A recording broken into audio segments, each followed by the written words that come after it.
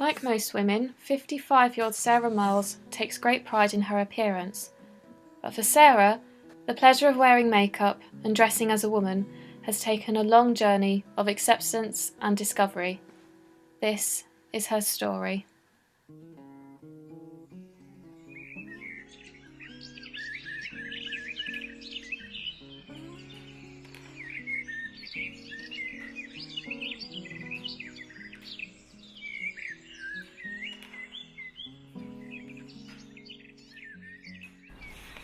For the past year, Sarah has had to live and dress as a woman, as she is pre-op transgender.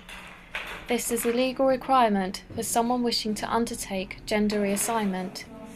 The journey actually began very early in her life, when she was a young child. It's not been wanting to dress in female clothes, it's to be a female, and it's always been like that since early recollections of from say 10, when I knew something was slightly different with me, and it wasn't until I was 17 that I realised what was going on in my mind. But I used to play with my mum's clothes when I was 10, from the age of 10. She didn't realise it. I don't think she did. She obviously must have realised something was going on, but never said anything. And I think first of all, it was like when I was young, it was realising that I liked the feel of the clothes and what they were. But as the years have gone by, I've realised it's not the clothes, it's the actual longing to be a female. And that's why I got to the stage I'm at now. Just how many other people who are longing to change gender is unknown, because there are currently no official statistics for transgenders living in the UK. So the fear of being found out and being rejected by family members means that there is still a stigma which prevents people from coming out. When Sarah came out, she turned to her only living relative. I've only got one relation left, and that's my cousin Cheryl. And about 4 years ago, I got in touch with her and I said, I need to come and see you because I need to have a chat. And I went over there as Sarah, and I introduced Sarah to her. And Cheryl and I are fairly close because we were both born in the same ward.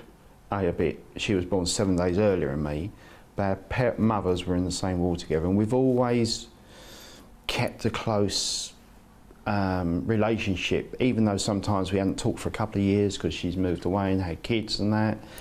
But when I went and see her and I sat down with her and I told her, and all she said to me was, I love you and I don't care who you're, Sarah or Steve. She said, I love you both.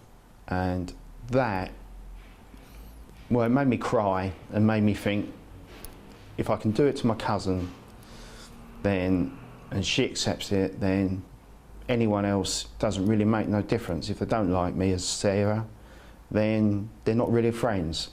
And that's really the best I've had, really, of it all. A common stage of transgender is to dress in secret from an early age, and in some cases, being unaware of their own gender. How Sarah feels about the two individuals is that she and Steve are stark contrasts with different styles and personalities. We've got just a nice top with nice some jewellery that comes with it that goes with leggings that I've got when just every day, and maybe sometimes down to a pub or that. And then we come to what's left of Steve. A pair of trousers, one shirt, because I've got rid of all Steve's clothes now, apart from those just for emergencies if I have to revert back any time. But I've cleared out all my clothes, and that's all that's left of him. So really, he's gone out the window completely now that I'm changed over. And clothes-wise, that's it.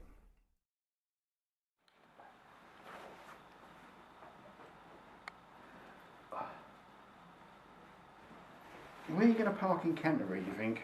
I can park in the massive car park, or I can park... One of the more difficult things to overcome with being transgender is to go out in public. Sarah is now able to live openly as a woman and enjoy a passion for clothes and jewellery shopping. Look, there's a cathedral. Nice, isn't it? Yeah. A cathedral is beautiful. Think It's that's what- mainly that I feel it's because I'm happier as I am. Whereas as Steve, I've never liked the way I look. That whole boy thing, I've never felt happy as a boy.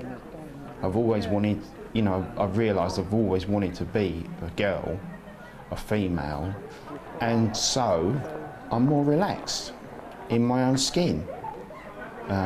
You know, I never played boy games, hated it.